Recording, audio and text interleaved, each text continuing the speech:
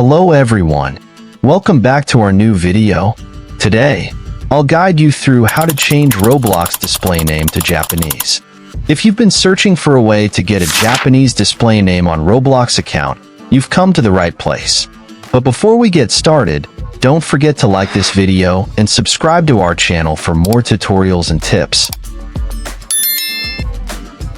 Now, let's start.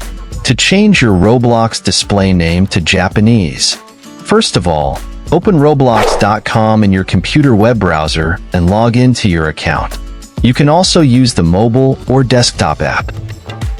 Once you are in Roblox, click on the settings icon located at the top right corner of the page. A drop-down menu will appear. From the drop-down, select Settings. Now, in the Account Info tab, you will see an option to change your display name. Click on the pencil icon next to your current display name. Once you click, a pop-up screen will appear. You can now remove your current display name and enter a new one in Japanese. If you don't know how to type in Japanese characters, you can use Google Translate to translate your name from English to Japanese.